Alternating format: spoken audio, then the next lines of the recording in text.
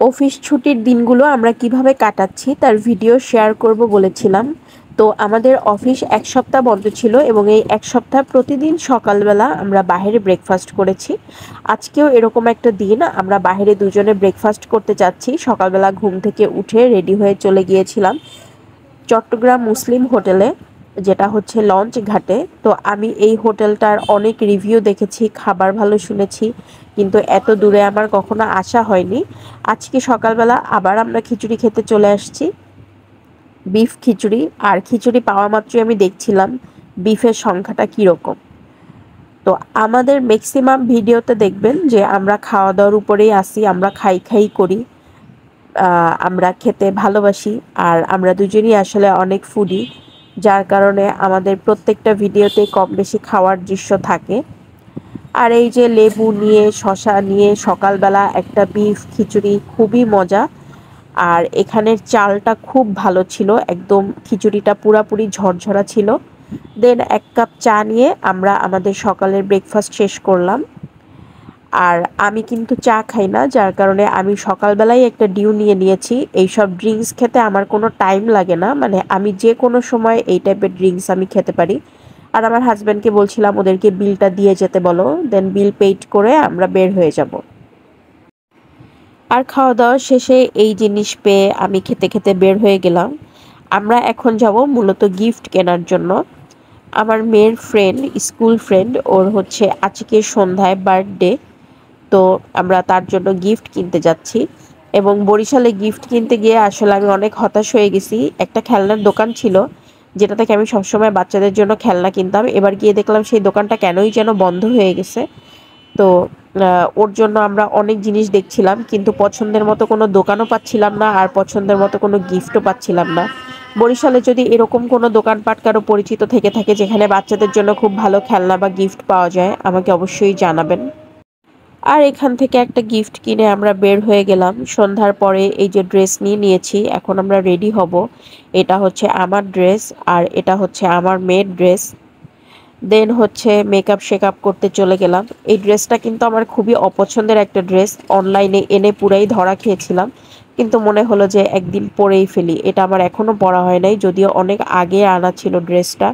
এরপরে আমার মেয়েকে রেডি করে দিচ্ছিলাম। ওর চুল মাশাল্লাহ অনেক সুন্দর। তো আমি যদি ওর চুল একটু স্টাইল করে বেঁধে দেই, একটু সুন্দর করে বেঁধে দিই, আমার মেয়ে অনেক খুশি হয়ে যায় একটু নিত্য নতুন করে বেঁধে দিলে। তো যেহেতু ওর ফ্রেন্ডের বার্থডে, তাই আমি একটু ওকে সুন্দর করে সাজিয়ে দিচ্ছিলাম। দিন তো আসলে আজকে ওদেরই। আর এই যে আমরা মা মেয়ে পুরাই রেডি, এরপরে আমরা বাসা থেকে বের হব। আর আমি একটু দেখছিলাম যে সব কিছু ঠিক আছে কিনা, একটু ভিডিও ক্লিপ নিচ্ছিলাম। এরপরে আমরা বার্থডের যে গিফট ছিল সেটার উপরে আমি নামটা লিখে নিচ্ছিলাম।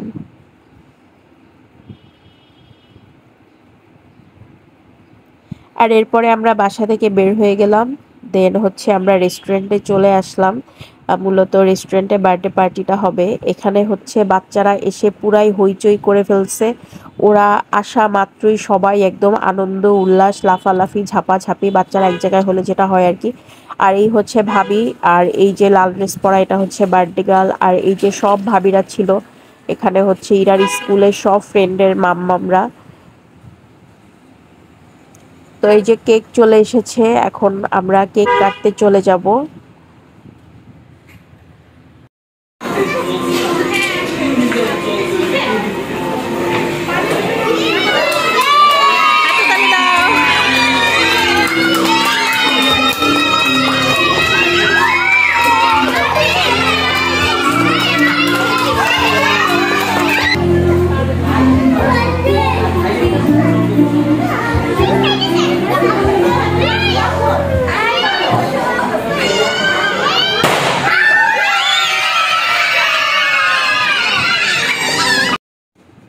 ইরার স্কুলের টিচাররা চলে এসেছে, এদেরকে পেয়ে সবাই ছবি নিচ্ছে। ইরা তার ফ্রেন্ডদের সাথে ছবি তুলছিল, আর স্কুলের টিচারদেরকে পেয়ে সব গার্ডিয়ানরা এক এক করে ছবি নিয়ে নিচ্ছিল। এরপরে আমরা ভাবিরা সবাই মিলে ছবি তুলছিলাম। আসলে বাচ্চাদের বার্থডে উপলক্ষে আমাদেরও ছোটোখাটো একটা গেট টুগেদারের মতো হয়ে গেছে। অনেক আড্ডা হাসি, অনেক মজা হয়েছে। এরপরে আমরা সবাই খেতে বসে গেছি আর আমাদের খাবারও চলে এসেছে। তো খাওয়া দাওয়া করে আমরা হচ্ছে সব ভাবিরা লাস্টে আবার একটা ছোট ভিডিও নিয়ে নিলাম, সবাই একসাথে ছবি তুললাম। আর এরপরে আমরা সবাই বাসায় চলে যাব। ইরাকে জিজ্ঞাসা করছিলাম ফ্রেন্ডের বার্থডে কেমন লেগেছে, বলল ভালো। আর ভাবি ভালোবেসে একটা খাবারের পার্সেলও বাসায় পাঠিয়ে দিল।